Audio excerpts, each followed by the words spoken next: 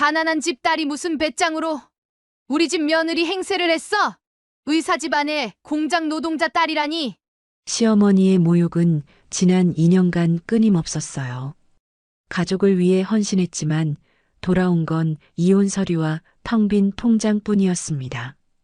그런데 제가 집을 나간 후 벌어진 일은 누구도 예상하지 못했습니다.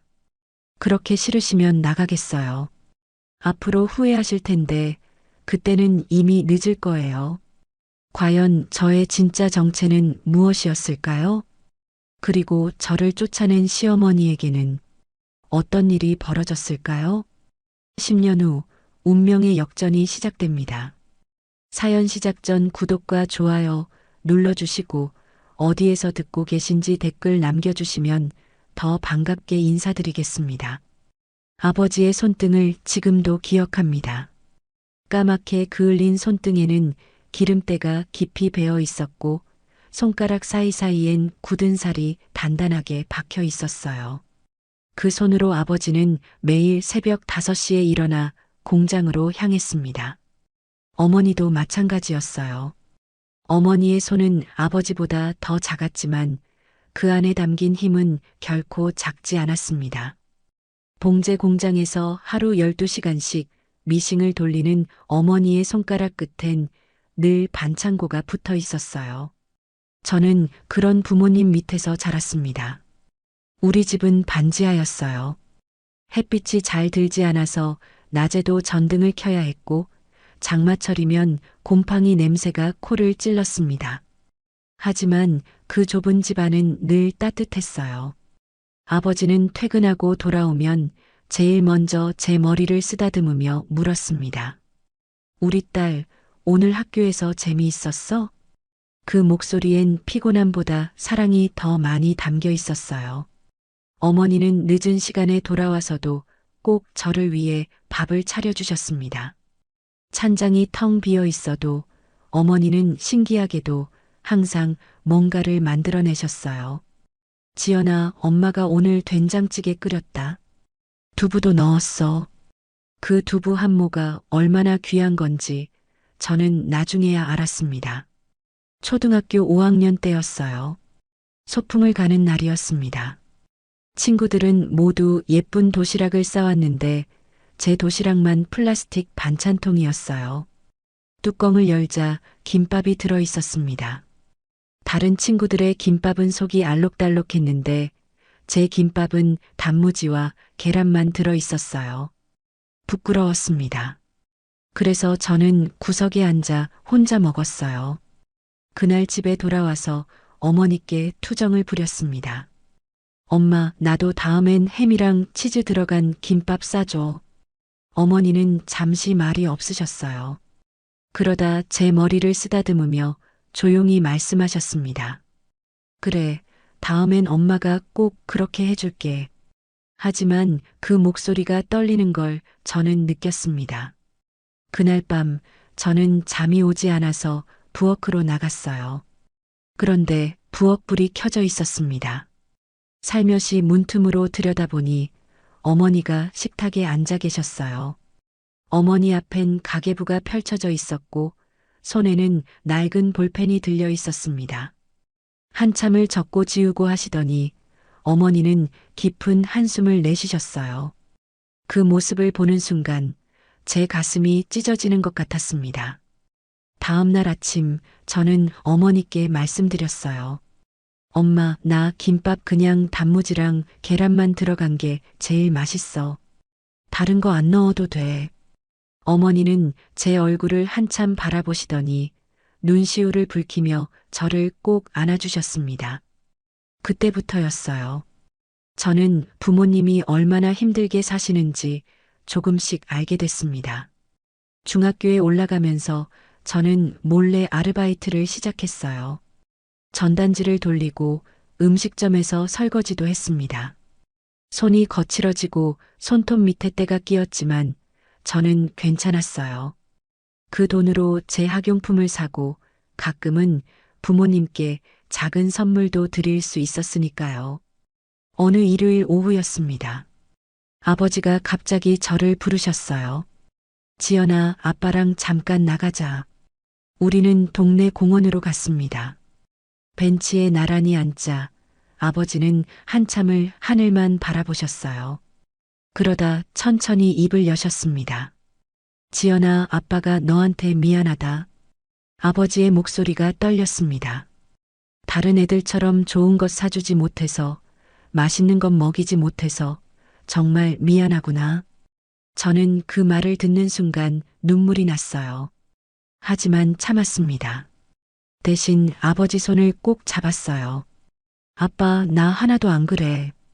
우리 집이 제일 좋아. 아버지는 제 손을 꼭 쥐시더니 이렇게 말씀하셨습니다. 지연아, 아빠가 한 가지만 약속할게.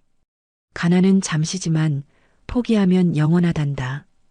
아빠는 절대 포기하지 않을 거야. 그러니까 너도 꿈을 포기하지 마라. 그날의 약속을 저는 평생 잊지 못합니다.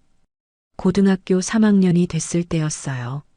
저는 대학 진학을 포기하려 했습니다. 부모님께 더 이상 짐이 되고 싶지 않았거든요. 하지만 어머니가 먼저 눈치채셨어요. 지연아, 너 요즘 왜 대학 이야기를 안 하니? 저는 거짓말을 했습니다. 엄마, 나 공부하기 싫어. 그냥 취직할래. 그랬더니 어머니는 제 손을 잡으시며 단호하게 말씀하셨어요. 지연아, 엄마 아빠가 이렇게 힘들게 일하는 이유가 뭔 줄 아니? 너 공부시키려고 그러는 거야. 내가 우리처럼 평생 고생하면서 살지 않게 하려고 그러는 거란다. 어머니의 눈에는 눈물이 그득했습니다. 제발 엄마 아빠 마음 아프게 하지 마. 내가 대학 가서 공부하는 게 우리한텐 제일 큰 선물이야. 그 말을 듣고 저는 더 이상 참을 수가 없었어요. 어머니 품에 안겨 한참을 울었습니다. 결국 저는 대학에 진학했어요. 장학금을 받고 아르바이트를 병행하면서 학교를 다녔습니다. 힘들었지만 저는 행복했어요. 부모님이 자랑스러워 하시는 모습을 볼 수 있었으니까요. 대학교 2학년 여름방학 때였습니다. 집에 내려갔더니 아버지 모습이 이상했어요. 평소보다 훨씬 야위어 보이셨고 기침을 자주 하셨습니다. 아빠, 괜찮으세요? 병원 가보셔야 되는 거 아니에요? 아버지는 손을 내저으며 웃으셨어요. 괜찮아, 괜찮아. 그냥 먼지 좀 많이 마셔서 그래. 공장이 원래 그렇잖니. 하지만 저는 불안했습니다. 그래서 몰래 어머니께 여쭤봤어요. 어머니는 잠시 망설이시더니 작은 목소리로 말씀하셨습니다. 지연아, 사실은 말이야. 아버지가 요즘 밤에 일을 하나 더 하셔. 내 학비 보태려고. 가슴이 철렁 내려앉았습니다. 엄마, 그럼 아빠 언제 주무세요? 대여섯 시간? 그것도 제대로 못 주무시는 것 같아. 저는 그날 밤 잠을 이룰 수가 없었어요. 아버지가 저 때문에 몸을 망가뜨리고 계신다는 생각에 가슴이 너무 아팠습니다. 다음 날 아침 저는 아버지께 말씀드렸어요. 아빠, 나 휴학할게요. 돈 좀 모아서 다시 복학할게요. 그랬더니 아버지 표정이 단번에 굳어지셨습니다. 지연아, 그 소리 다시는 하지 마라. 아빠가 이 정도도 못 해주면 아빠 자격이 없는 거야. 하지만 저는 아버지 눈빛에서 뭔가 다른 것을 봤어요. 걱정과 불안이 섞인 그 눈빛을요. 그의 가을이었습니다. 아버지가 퇴근 후에 어디론가 나가시는 걸 봤어요. 궁금해서 몰래 따라갔습니다. 아버지가 들어간 곳은 보험회사였어요. 저는 창문 밖에서 안을 들여다봤습니다. 아버지는 책상 앞에 앉아 직원과 이야기를 나누고 계셨어요. 그러다 서류에 도장을 찍으셨습니다. 집으로 돌아오는 길에 아버지는 혼잣말처럼 중얼거리셨어요. 언젠가 이게 도움이 될 거야. 우리 지연이한테. 그 목소리가 바람에 실려 제 귀에 들려왔습니다. 저는 그 순간 알았어요. 아버지가 무슨 생각을 하고 계신지를요. 그날 밤 저는 이불을 뒤집어 쓰고 조용히 울었습니다. 고맙다는 말도 미안하다는 말도 제대로 하지 못한 채로요. 대학교 3학년이 되던 해봄이었어요. 저는 학교 선배의 소개로 좋은 사람을 만났습니다. 의대생 박민준이었어요. 민준 씨는 키가 크고 인상이 좋았습니다. 무엇보다 저를 대하는 태도가 다정했어요. 처음 만난 날 그는 제게 물었습니다. 지연 씨는 어떤 꿈을 가지고 있어요? 저는 잠시 망설이다가 솔직하게 대답했어요. 저는요, 부모님을 편하게 해드리고 싶어요. 그게 제 꿈이에요. 그 말을 들은 민준 씨는 빙그레 웃으며 말했습니다. 멋진 꿈이네요. 저도 그런 사람 좋아해요. 우리는 그렇게 연애를 시작했습니다. 6개월쯤 사귀었을 때 민준 씨가 부모님을 뵙고 싶다고 했어요. 저는 순간 당황했습니다. 우리 집은 가난했거든요. 반지하 집에 공장 다니는 부모님의 초라한 살림살이까지요. 하지만 민준 씨는 괜찮다고 빨리 인사드리고 싶다고 했어요. 결국 저는 민준 씨를 집으로 데려갔습니다. 우리 집 앞에 도착했을 때 저는 민준 씨 표정을 살폈어요.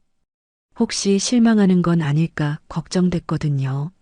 하지만 민준 씨는 아무렇지 않게 현관문을 열고 들어갔습니다. 어머니, 아버지, 안녕하세요. 지연 씨 남자친구 박민준입니다. 부모님은 깜짝 놀라셨어요. 그러다 얼른 자리를 권하며 난리가 났습니다. 어머니는 부산하게 냉장고를 뒤지며 음식을 내오셨고 아버지는 어색하게 웃으시며 민준 씨와 이야기를 나누셨어요. 그날 저녁 민준 씨가 돌아간 후에 어머니가 제게 물으셨습니다. 지연아, 그 친구 집안은 어때? 저는 사실대로 말씀드렸어요. 의사 집안이래요. 아버지가 큰 병원 원장님이시고 어머니 표정이 순간 굳어졌습니다. 그래, 그럼 우리랑은 차이가 많이 나겠구나. 저는 어머니 손을 잡았어요. 엄마, 걱정하지 마세요. 민준 씨는 그런 거 안 따져요. 하지만 그때 저는 몰랐습니다. 세상엔 사랑만으로 안 되는 일들이 있다는 것을요. 그리고 그 사실을 저는 곧 뼈저리게 깨닫게 될 거라는 것을요. 사돈이 공장 다닌다며? 체면 구겼네. 그 말을 처음 들은 순간을 저는 평생 잊지 못할 겁니다. 민준 씨와 사귄 지 1년이 지났을 때였어요. 그가 정식으로 부모님께 인사를 드리자고 했습니다. 저는 며칠 동안 잠을 설쳤어요. 어떻게 해야 좋은 인상을 드릴 수 있을까? 어떤 옷을 입어야 할까? 무슨 말을 해야 할까? 거울 앞에서 수없이 연습했습니다. 약속 날짜는 일요일 오후 2시였어요. 민준 씨 부모님이 운영하시는 병원 근처 고급 레스토랑이었습니다. 저는 그날 아침 일찍 일어나 준비를 했어요. 옷장에서 제일 괜찮은 원피스를 꺼내 입고 어머니께 빌린 작은 가방을 들었습니다. 거울을 보니 그래도 괜찮아 보였어요. 하지만 레스토랑에 도착하는 순간 제 자신감은 산산이 부서졌습니다. 입구에서부터 느껴지는 분위기가 달랐어요. 샹들리에가 반짝이는 천장, 하얀 테이블보, 은색 식기들, 그리고 정장을 차려입은 사람들. 저는 그 안에서 너무나 초라해 보였습니다. 민준 씨 부모님은 이미 자리에 앉아 계셨어요. 아버지는 검은색 정장에 금태 안경을 쓰고 계셨고 어머니는 진주 목걸이에 우아한 한복 차림이었습니다. 저는 떨리는 다리로 다가가 인사를 올렸어요.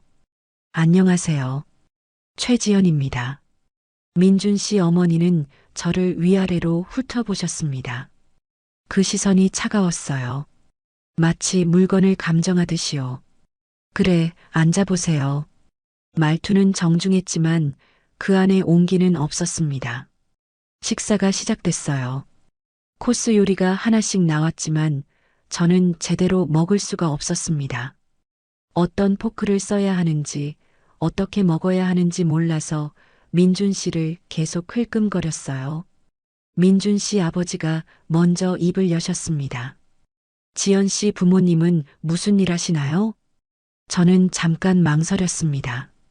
하지만 거짓말할 수는 없었어요.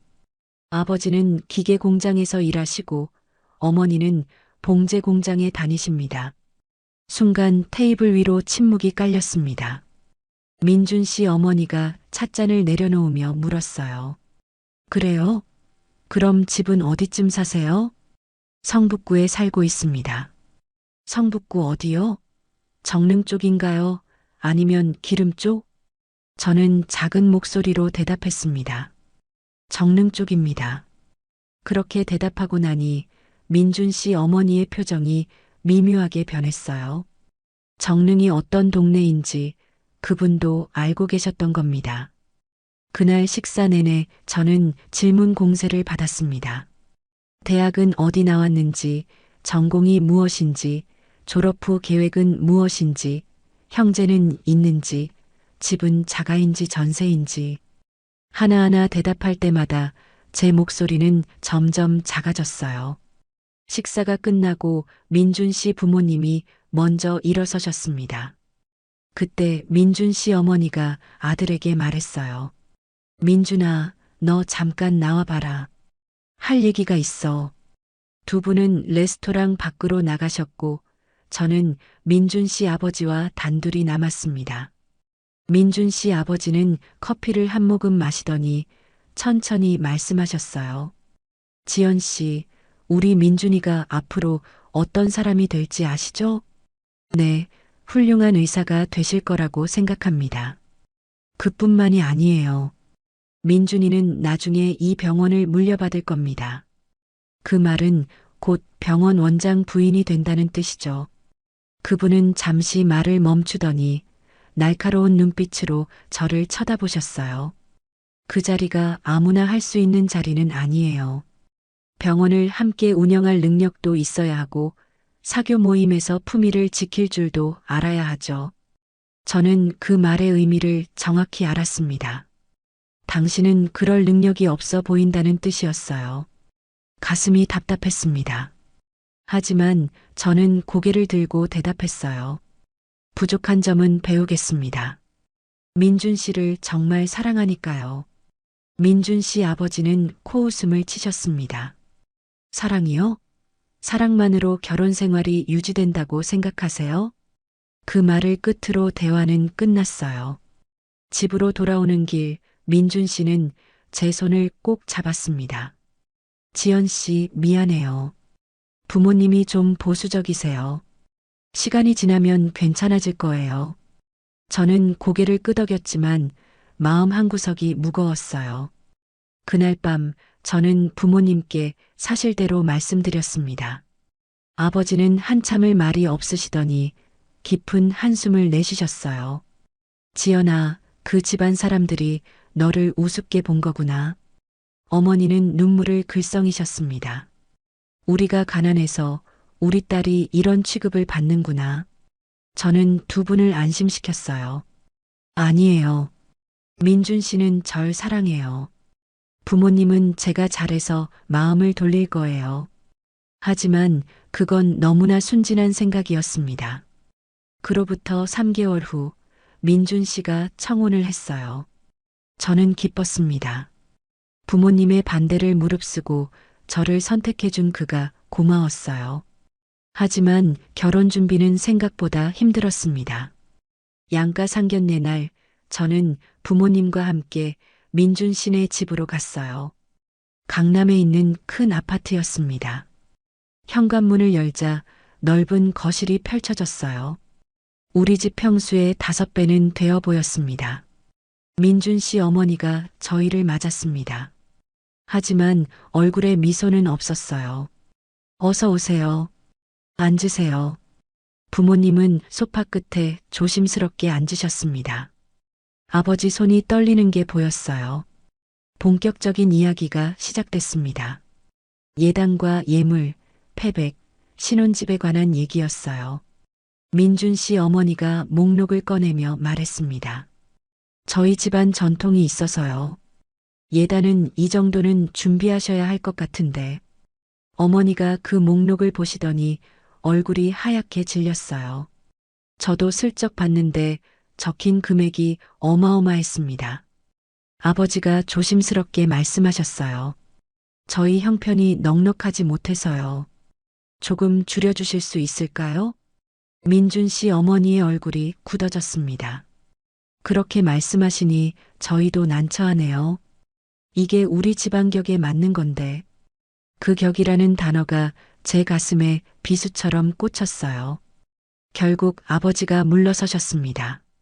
알겠습니다. 저희가 최선을 다해보겠습니다. 상견례가 끝나고 집으로 돌아오는 길, 아버지는 한마디도 하지 않으셨어요. 어머니는 내내 눈물을 닦으셨습니다. 저는 그날 밤 민준 씨에게 전화를 했어요. 민준 씨, 우리 그냥 조촐하게 결혼하면 안 될까요? 하지만 민준 씨는 난처한 목소리로 대답했습니다. 지연 씨, 우리 어머니가 워낙 전통을 중시하셔서 조금만 참아줘요. 결혼하고 나면 우리끼리 행복하게 살 수 있어요. 저는 그 말을 믿었습니다. 결혼식 날이 다가왔어요. 아버지와 어머니는 온갖 빚을 내서 예단을 준비하셨습니다. 아버지는 평생 모아온 적금을 깨셨고 어머니는 친구들에게 돈을 빌리셨어요. 결혼식 당일 민준 씨네 하객은 200명이 넘었습니다. 반면 저희 쪽 하객은 30명도 안 됐어요. 식장 안에서도 차이가 확연했습니다. 민준 씨 친척들은 모두 화려한 옷차림이었고 저희 친척들은 수수한 옷을 입고 구석에 앉아 계셨어요. 피로연 때 민준 씨 어머니 친구분이 제게 다가와 물었습니다. 신부 측 하객이 참 적네요. 친척이 별로 안 되세요? 저는 애써 웃으며 대답했어요. 저희 집안이 소박해서요. 그분은 고개를 끄덕이더니 민준 씨 어머니에게 돌아가서 뭐라고 속삭였습니다. 민준 씨 어머니의 표정이 더욱 굳어지는 게 보였어요. 신혼여행은 제주도로 갔습니다. 민준 씨가 원했던 유럽 여행은 비용 때문에 포기했어요. 제주도에서 사흘을 보내고 돌아왔습니다. 그리고 본격적인 결혼 생활이 시작됐어요. 시댁과 같은 동네에 전셋집을 구했습니다. 민준 씨 어머니가 가끔 들을 수 있게 가까운 곳으로 정했다고 했어요. 결혼 일주일 후 시어머니가 처음 집에 오셨습니다. 현관문을 열고 들어서더니 집안을 둘러보셨어요. 그리고 한숨을 쉬셨습니다. 전세금이 이 정도면 집이 좀 작네. 우리 민준이가 여기서 어떻게 공부해? 저는 아무 말도 할 수 없었어요. 시어머니는 냉장고를 열어보고 장롱을 열어보고 심지어 화장실까지 확인하셨습니다. 마치 감독관처럼요. 그러더니 거실 소파에 앉아 말씀하셨어요. 지연아, 너 요리는 할 줄 아니? 네, 어머니. 기본적인 건 할 수 있습니다. 기본적인 거? 우리 민준이는 입맛이 까다로운데. 앞으로 매일 저녁은 집에서 해 먹어야 해. 사 먹으면 건강에 안 좋으니까. 네, 그렇게 하겠습니다. 그리고 빨래도 손빨래 해야 해. 세탁기 돌리면 옷이 상하니까. 특히 민준이 가온은 조심해서 빨아야 하고. 저는 고개를 끄덕이며 들었습니다. 아, 그리고 우리 집에 일주일에 2번은 와서 청소 좀 해줘야겠어. 나도 이제 나이가 있어서 힘들거든. 그렇게 시어머니는 1시간 동안 이것저것 지시를 하시고 가셨어요. 민준 씨가 퇴근하고 돌아왔을 때 저는 조심스럽게 말했습니다. 여보, 어머니가 시댁 청소를 일주일에 2번 오래요. 근데 나도 일을 하는데 좀 힘들 것 같아서. 민준 씨는 신문을 보다 말고 고개를 들었어요. 어머니가 그러시면 그냥 해드려. 얼마나 힘들다고. 우리 어머니 혼자 사시는데 좀 챙겨드리는 게 당연한 거 아니야? 저는 더 이상 말을 잇지 못했습니다. 그날부터 제 생활은 바뀌었어요. 새벽 5시 반에 일어나 아침 준비를 하고 민준 씨 출근 도시락을 싸고 집안일을 하고 나서야 제 직장에 갔습니다. 퇴근하고 돌아오면 저녁을 준비하고 설거지를 하고 빨래를 하고 청소를 했어요. 밤 11시가 넘어서야 잠자리에 들 수 있었습니다. 일주일에 2번은 시댁에 가서 청소를 했어요. 시어머니는 제가 청소하는 동안 소파에 앉아 지켜보셨습니다. 거기 먼지 남았어. 다시 닦아. 화장실 구석구석 닦아야지. 대충대충 하면 안 돼. 그렇게 4시간씩 청소를 하고 나면 온몸이 쑤셨어요. 결혼 6개월이 지났을 때였습니다. 명절이 다가왔어요. 시댁 친척들이 모두 모이는 큰 명절이었습니다. 저는 일주일 전부터 준비를 했어요. 전을 부치고 나물을 무치고 고기를 재워두고 떡을 쪘습니다. 손에 화상을 입고 허리가 끊어질 것 같았지만 참았어요. 명절 당일 시댁 친척 20명이 넘게 모였습니다. 저는 부엌에서 나오지도 못했어요. 음식을 내오고 설거지를 하고 또 음식을 내오고 또 설거지를 했습니다. 거실에서는 친척들의 웃음소리가 들렸지만 저는 그 자리에 끼지도 못했어요. 식사가 끝나고 친척들이 거실에 모여 앉았을 때였습니다. 시어머니의 언니분이 큰 소리로 말씀하셨어요. 그나저나 민준이 장가 잘 갔네. 며느리가 일도 잘하고. 그 말에 시어머니가 한숨을 쉬며 대답하셨습니다. 뭐려? 사돈이 공장 다닌다며요. 처음 들었을 땐 기가 막혔어요. 우리 집안 체면이 말이 아니에요. 부엌에서 그 말을 듣는 순간 제 손에서 접시가 떨어질 뻔했습니다. 시어머니는 계속 말씀을 이으셨어요. 그래도 뭐 며느리가 말은 잘 들으니까 그나마 다행이지. 돈은 없어도 고분고분하니까. 친척들이 웃었습니다. 저는 그 자리에 서서 눈물을 참았어요. 흐르는 눈물을 손등으로 닦으며 이를 악물었습니다. 그날 밤 민준 씨에게 말했어요. 여보, 오늘 어머니가 친척들 앞에서 우리 부모님 이야기를 하시던데. 민준 씨는 피곤한 듯 눈을 감으며 대답했습니다. 그래서 어머니가 무슨 말씀을 하셨는데 우리 아버지 어머니가 공장 다니신다고 체면 구겼다고 하셨어요. 민준 씨는 한참을 말이 없더니 한숨을 쉬었어요. 지연아, 그 정도 가지고 그래? 어머니도 친척들 앞에서 체면이 있으신데. 그냥 넘어가. 그 말에 저는 할 말을 잃었습니다.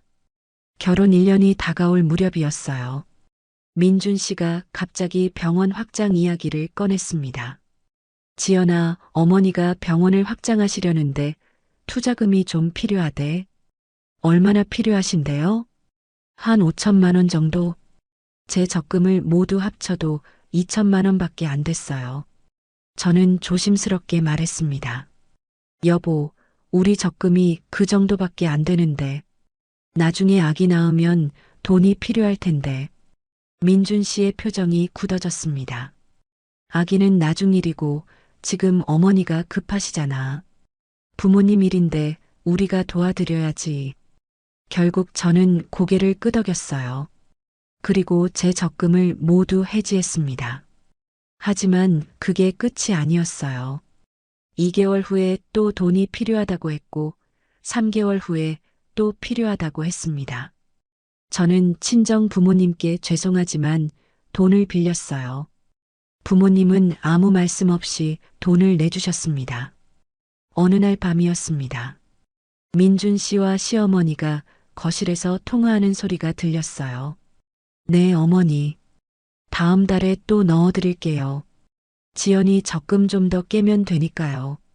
저는 방문 뒤에서 그 말을 듣고 있었습니다. 그때 깨달았어요. 제가 이 집안에서 어떤 존재인지를요.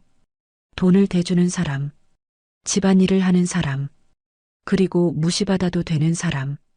그날 밤 저는 이불을 뒤집어 쓰고 조용히 울었습니다. 하지만 이건 시작에 불과했어요. 진짜 고통은 아직 오지 않았습니다. 그날 밤 통장을 펼쳤을 때 남은 잔액은 5,200원이었습니다. 결혼 2년 차였어요. 계절은 가을이었고 저는 여전히 매일 새벽 5시 반에 일어나 하루를 시작했습니다. 그런데 뭔가 이상했어요. 아무리 일을 해도 돈이 모이지 않았거든요. 매달 월급을 받으면 생활비를 내고 시댁에 드리고 친정에 보내고 나면 제 손에 남는 건 거의 없었습니다. 하지만 그래도 조금씩은 모이고 있다고 생각했어요. 그런데 그게 아니었습니다. 그날은 민준 씨 생일이었어요. 작은 선물이라도 사드리려고 은행 앱을 열었는데 화면에 찍힌 숫자를 보는 순간 손이 얼어붙었습니다. 잔액 5,200원. 처음엔 잘못 본 줄 알았어요. 몇 번을 다시 확인했지만 똑같았습니다. 분명 지난달까지만 해도 400만 원은 있었는데 어떻게 된 거죠? 저는 황급히 은행 거래 내역을 확인했어요. 그리고 그곳에서 발견했습니다. 박민준 계좌로 이체 마이너스 395만 원. 제가 이체한 적이 없는데 어떻게 제 돈이 민준 씨 통장으로 간 걸까요? 순간 머릿속이 하얗게 변했습니다. 그날 저녁 민준 씨가 퇴근하자마자 물었어요. 여보, 내 통장에서 왜 돈이 빠져나갔어요? 민준 씨는 넥타이를 풀다 말고 저를 쳐다봤습니다. 아, 그거 어머니가 급하게 필요하시다고 해서 내가 이체했어. 어차피 우리 돈인데 뭐. 제 목소리가 떨렸어요. 근데 나한테 왜 말을 안 했어요? 그리고 언제 내 통장 비밀번호를 안 거예요? 민준 씨의 얼굴이 굳어졌습니다. 지연아, 지금 나한테 따지는 거야? 부모님 도와드리는 게 잘못이야? 저는 할 말을 잃었어요.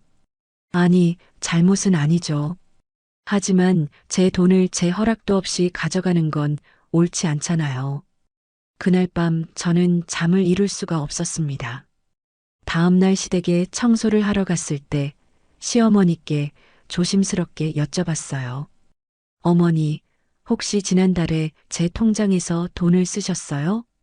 시어머니는 청소하는 제 모습을 내려다보며 차갑게 대답하셨습니다. 그래, 썼어. 병원 운영하는 게 내가 아는 것처럼 쉬운 줄 아니? 며느리가 시어머니 도와드리는 게 당연한 거 아니야? 하지만 제게 한마디 말씀이라도. 말씀? 너 지금 시어머니한테 돈 때문에 따지는 거니? 제 입이 다물어졌습니다. 시어머니는 소파에서 일어나 제 앞으로 다가왔어요. 최지연, 내가 이 집에 시집 온 게 언제인데.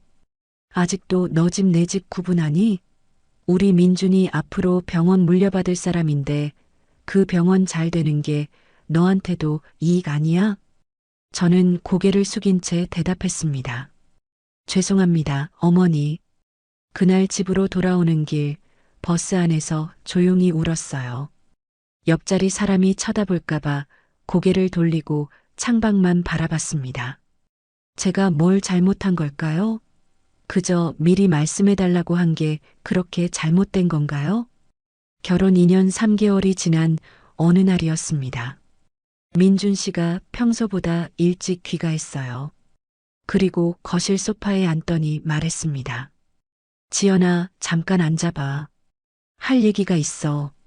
저는 앞치마를 벗고 그의 맞은편에 앉았어요. 불안한 예감이 들었습니다. 민준 씨는 한참을 말없이 앉아 있다가 천천히 입을 열었어요. 지연아, 우리 당분간 떨어져 있는 게 어떨까? 그 말을 듣는 순간 귀가 멍해졌습니다. 뭐라고요? 별거 말이야. 한 6개월 정도. 어머니가 요즘 많이 힘드시거든. 내가 좀 가까이서 모셔야 할 것 같아. 제 목소리가 떨렸어요. 그럼 나는요? 나는 당신 아내 아니에요? 민준 씨는 제 눈을 피했습니다. 물론 아내지. 근데 지금은 어머니가 더 급해. 이해 좀 해줘. 이해요? 제가 뭘 이해해야 하는데요? 민준 씨의 목소리가 차갑게 식었습니다. 지연아, 너 요즘 좀 이기적이야. 예전엔 안 그랬는데. 자꾸 불평만 하고. 저는 믿을 수가 없었어요. 2년 동안 한마디 불평 없이 살았는데 지금 저보고 이기적이라고요? 그때 초인종이 울렸습니다. 민준 씨가 문을 열자 시어머니가 들어오셨어요. 그리고 제 옆에 서서 말씀하셨습니다. 지연아, 민준이 아빠 제사가 다가오거든. 민준이가 집에 와서 준비를 도와줘야 할 것 같아. 너도 이해하지? 제사는 핑계였어요. 정말 이유는 따로 있다는 걸 저는 알았습니다. 하지만 저는 아무 말도 할 수 없었어요. 시어머니와 남편이 함께 저를 바라보고 있었거든요. 결국 고개를 끄덕였습니다. 알겠습니다. 일주일 후 민준 씨는 짐을 싸서 시댁으로 돌아갔어요. 6개월 후에 다시 돌아온다고 했습니다. 하지만 저는 알았어요. 6개월이 1년이 되고 1년이 2년이 될 거라는 걸요. 혼자 남은 집은 너무 조용했습니다. 이상하게도 그 고요함 속에서 오히려 숨통이 트이는 느낌이었어요. 새벽에 일어나지 않아도 됐고, 도시락을 싸지 않아도 됐고, 시댁 청소를 가지 않아도 됐습니다. 하지만 동시에 외로웠어요. 이게 결혼 생활인가요? 이게 제가 꿈꿨던 가정인가요? 그렇게 한 달이 지났을 때였습니다. 회사 동료가 저에게 물었어요. 지연 씨 남편 강남병원 그 박민준 의사 맞죠? 네, 맞는데요. 동료는 휴대폰을 꺼내더니 기사 하나를 보여줬습니다. 박민준 의사, 서울이대 동기 강서연 원장과 합병 클리닉 오픈 예정. 사진 속엔 민준 씨와 모르는 여자가 나란히 서 있었어요. 여자는 날씬하고 우아한 모습이었고 두 사람은 환하게 웃고 있었습니다. 제 심장이 쿵 내려앉았어요. 집에 돌아와 민준 씨에게 전화를 걸었습니다. 하지만 받지 않았어요. 문자를 보냈지만 답장도 없었습니다. 그날 밤 저는 인터넷으로 그 여의사를 찾아봤어요. 강서연, 서울이대 수석 졸업, 강남 피부과 원장, 재벌가 외동딸. 프로필 사진 속 그녀는 완벽했습니다.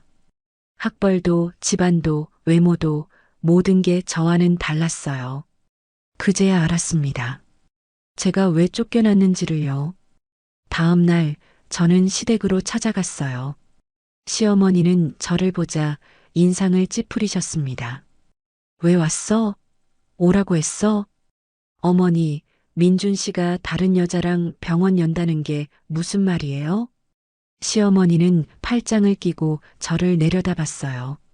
그래, 강서연 원장이지. 명문가 딸이고 실력도 좋아. 우리 민준이한테 딱 맞는 파트너야.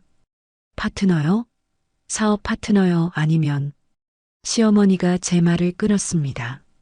최지연, 솔직히 말할게. 너 우리 집안이랑 안 맞아. 처음부터 그랬어. 가난한 집딸이 의사 집안 며느리 하겠다고 우겨서 어쩔 수 없이 받아줬는데 역시나 안 되더라고. 제 입술이 떨렸어요. 그럼 지난 2년은 뭐였어요? 제가 했던 모든 일은요? 시어머니는 코웃음을 쳤습니다. 그 정도는 며느리로서 당연한 거 아니야? 내가 특별히 잘한 것도 아니고. 그 말에 제 다리에 힘이 풀렸어요. 어머니, 제가 뭘 잘못했는지 말씀해 주세요. 고치겠습니다. 시어머니는 한숨을 쉬며 말했습니다. 고칠 수 있는 게 아니야. 태생이 문제거든. 너희 아버지 공장 다니고 어머니 봉제 공장 다니잖아. 그게 우리랑 어울려? 친척 모임 때마다 내가 얼마나 창피한지 알아? 그 순간 제 안에서 뭔가가 부서지는 소리가 들렸습니다. 저는 시어머니를 똑바로 쳐다봤어요. 그럼 제 부모님이 가난해서 저를 버리시는 거예요? 시어머니는 대답 대신 거실 테이블 위에 서류 봉투를 집어 던졌습니다. 이혼 서류야. 도장 찍어. 위자료는 없어. 내가 잘못한 것도 없지만 우리가 줄 이유도 없거든. 깔끔하게 정리하자. 제 손이 서류를 집어들었을 때 손이 너무 떨려서 글자가 제대로 보이지도 않았어요. 그날 저는 서류를 들고 집으로 돌아왔습니다. 혼자 앉아 서류를 펼쳐봤어요. 이혼 합의서라는 제목이 눈에 들어왔습니다. 그리고 그 아래 항목들을 하나씩 읽어내려갔어요. 재산 분할 없음, 위자료 없음, 양육권 해당 사항 없음, 2년 동안의 결혼 생활이 이 한 장의 종이로 정리되는 거예요. 그때 민준 씨에게서 문자가 왔습니다. 지연아, 미안해. 어머니 말씀대로 해줘. 우리 서로 힘들게 하지 말자. 저는 휴대폰을 던져버렸어요. 미안하다고요? 힘들게 하지 말자고요? 당신들이 저를 얼마나 힘들게 했는지 알기나 해요? 그날 밤 저는 친정에 전화를 걸었습니다. 어머니 목소리가 들렸어요. 지연아, 왜? 무슨 일 있어? 저는 울음을 참으며 말했습니다. 엄마, 나 이혼하려나 봐. 뭐라고? 무슨 소리야? 저는 그동안 있었던 일들을 하나하나 말씀드렸어요. 말하는 동안 눈물이 멈추지 않았습니다. 어머니는 한참을 말이 없으시다가 떨리는 목소리로 말씀하셨어요. 지연아, 당장 집으로 와. 엄마 아빠가 있잖아. 하지만 저는 고개를 저었어요. 엄마, 나 혼자 해결할게. 더 이상 부모님께 걱정 끼치고 싶지 않아. 그날 이후 일주일 동안 저는 아무것도 하지 못했습니다. 출근도 하지 않았고 밥도 제대로 먹지 않았어요. 그저 방 안에 누워 천장만 바라봤습니다. 내가 뭘 잘못한 걸까요? 가난하게 태어난 게 잘못인가요? 부모님이 공장에서 일하신 게 잘못인가요? 아니면 제가 사랑한 게 잘못인가요? 그러던 어느 날 은행에서 전화가 왔어요. 고객님, 공동 명의로 되어 있던 적금이 전액 해지됐습니다. 확인하셨나요? 저는 황급히 은행 앱을 열었습니다. 결혼할 때 민준 씨와 함께 만든 적금 통장, 거기엔 800만 원이 있었어요. 둘이 조금씩 모아서 나중에 아이 낳으면 쓰려고 했던 돈이었습니다. 그런데 그게 모두 사라졌어요. 저는 바로 민준 씨에게 전화를 걸었습니다. 이번엔 받았어요. 여보, 적금 왜 해지한 거예요? 아, 그거 새 병원 오픈하는데 필요해서. 그건 우리 둘이 같이 모은 돈이잖아요. 나한테 말도 안 하고 어떻게 그럴 수 있어요? 민준 씨의 목소리가 차갑게 식었습니다. 지연아, 어차피 이혼할 거면서 무슨 상관이야. 내가 번 돈이 더 많았으니까 내가 쓰는 거 당연한 거 아니야? 그 말에 저는 할 말을 잃었어요. 그리고 깨달았습니다. 이 사람들은 처음부터 저를 가족으로 생각한 적이 없었다는 거요. 저는 그저 돈을 대주고 집안일을 하고 시어머니 시중을 드는 도구였을 뿐이에요. 그날 저녁 저는 이혼 서류에 도장을 찍었습니다. 떨리는 손으로 꾹꾹 눌렀어요.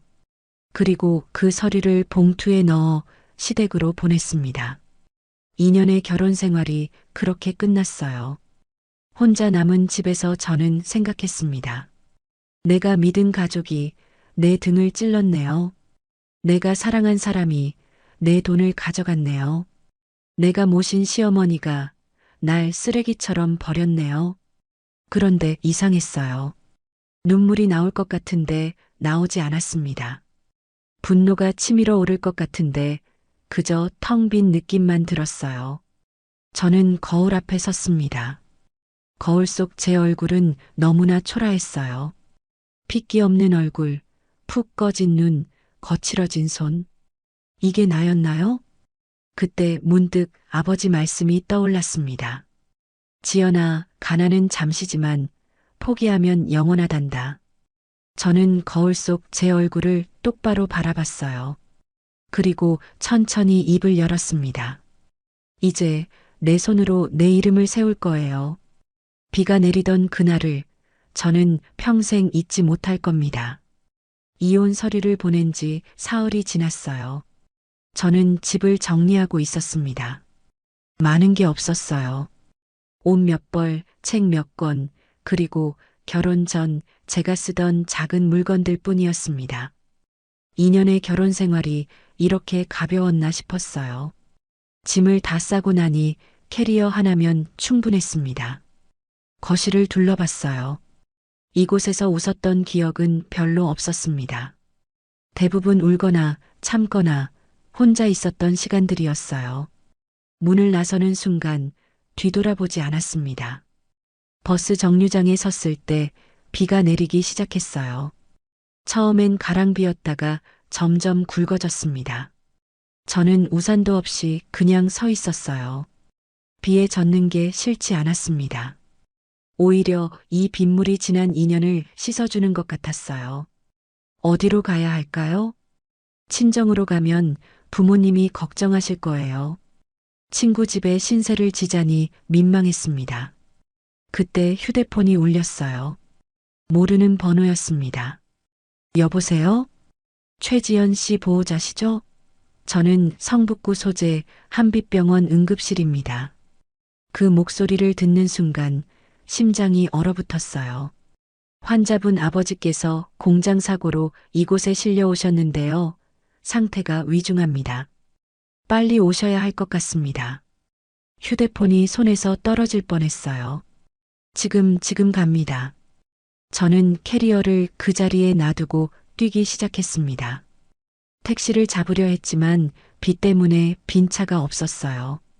결국 뛰어서 지하철역으로 향했습니다. 온몸이 비에 젖었지만 신경 쓸 겨를이 없었어요. 지하철 안에서 저는 손을 꽉 쥐고 기도했습니다. 제발, 제발 아버지 괜찮게 해주세요. 제가 뭐라도 할 테니 제발이요. 한빛병원에 도착했을 때 시계는 6시 반을 가리키고 있었어요. 응급실로 뛰어들어갔습니다. 간호사에게 아버지 이름을 말하자 그분의 표정이 어두워졌어요. 잠깐만 기다리세요. 의사 선생님 모셔올게요. 잠시 후 의사가 나왔습니다. 그분은 저를 상담실로 안내했어요. 앉으라는 손짓에도 저는 서 있었습니다. 환자분은 이미 돌아가셨습니다. 그 말이 귀에 들어오는데 한참이 걸렸어요. 뭐라고요? 공장에서 기계에 끼이는 사고가 있었습니다. 출혈이 너무 심해서 이곳에 도착하기 전에 이미 더 이상 말이 들리지 않았어요. 다리에 힘이 풀려 그 자리에 주저앉았습니다. 아니에요. 아버지는 튼튼하신 분이에요. 평생 아프신 적도 없으셔요.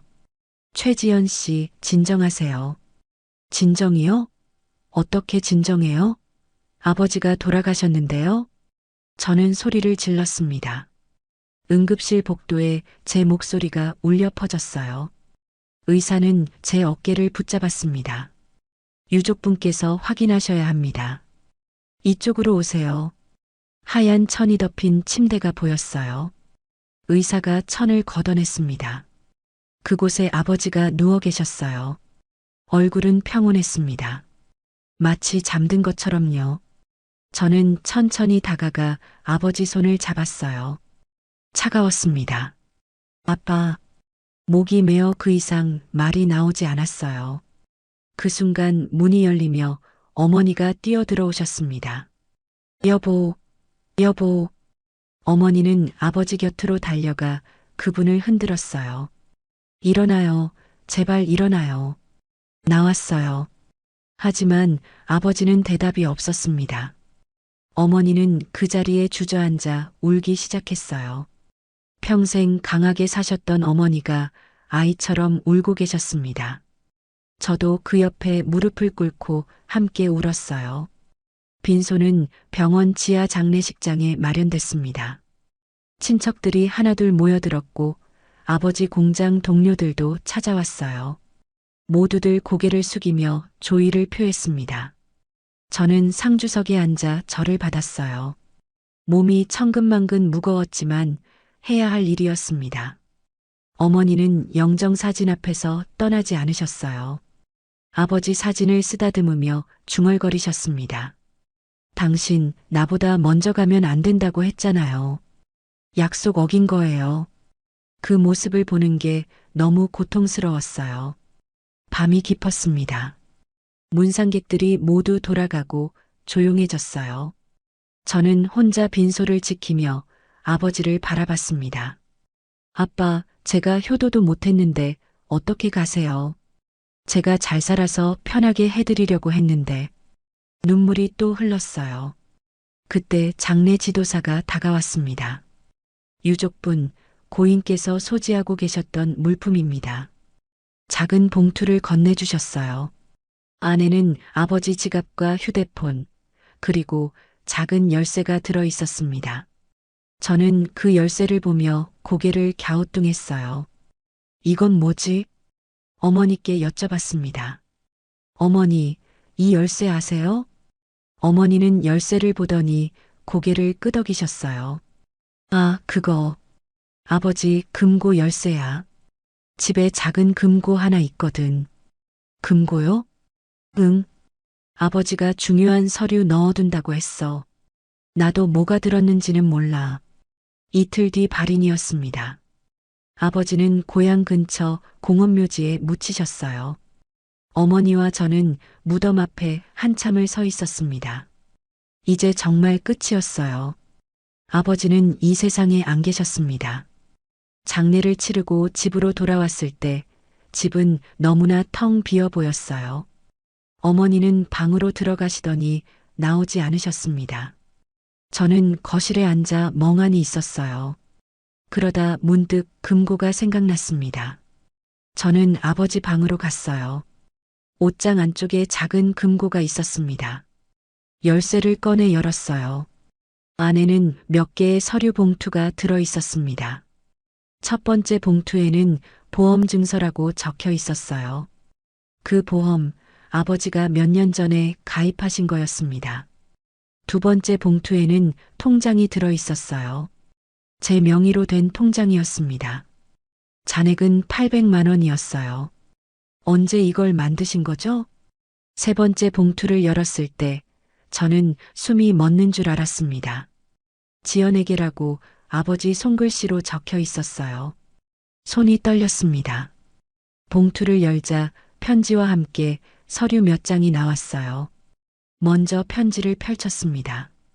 지연아, 이 편지를 읽고 있다면 아빠는 이미 곁에 없겠구나. 미안하다. 아빠가 더 오래 살아서 내 곁을 지켜주지 못해서. 아빠는 평생 가난하게 살았지만 너만은 다르게 살았으면 했어. 그래서 아빠가 할 수 있는 건 다 했단다. 이 서류들을 잘 봐라. 아빠가 너를 위해 준비한 거야. 넌 충분히 잘할 수 있는 아이야.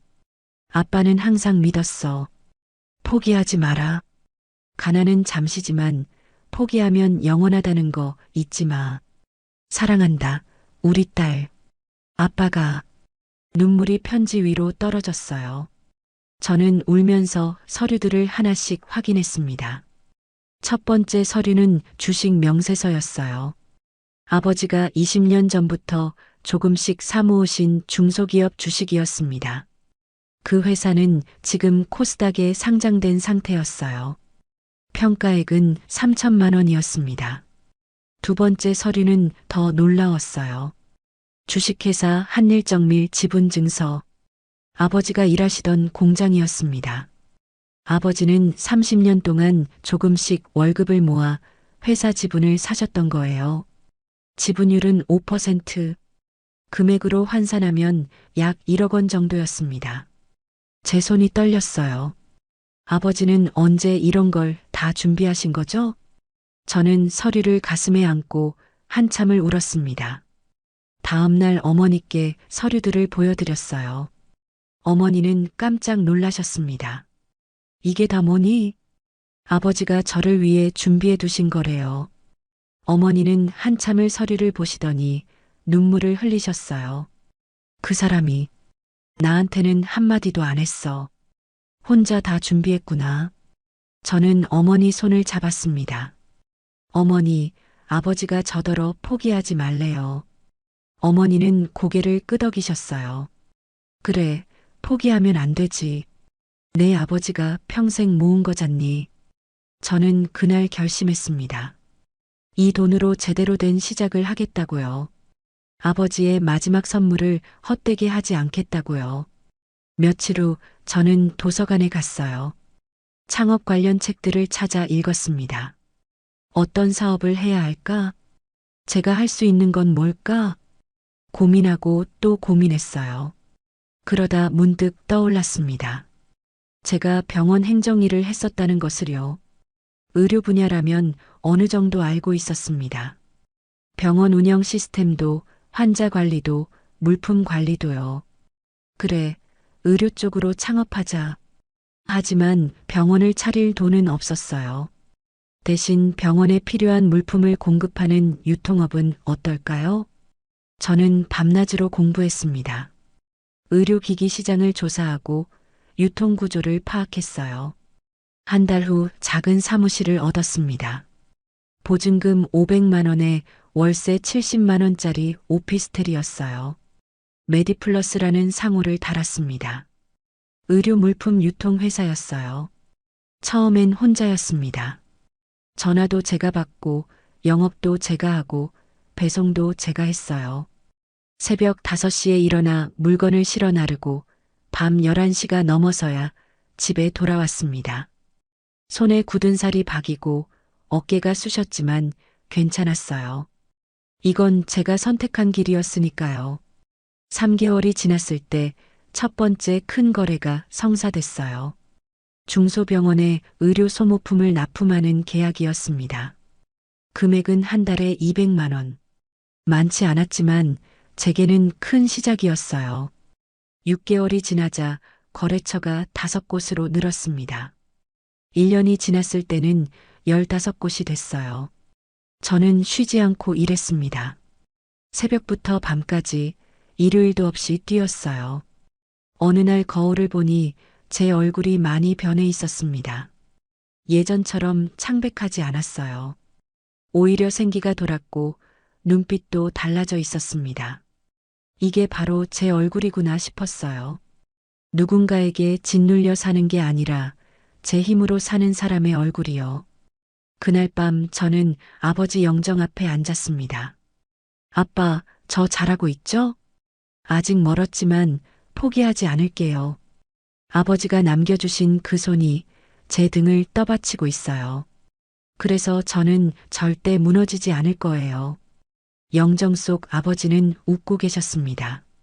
저도 그 미소를 보며 다짐했어요. 언젠가는 아버지가 자랑스러워 하실 만한 사람이 되겠다고요. 그리고 저를 버린 사람들에게도 보여주겠다고요. 가난한 집딸이었던 최지연이 어떤 사람이 될 수 있는지를요. 실패는 두렵지 않았습니다. 다시 바닥으로 떨어지는 게 두려웠죠.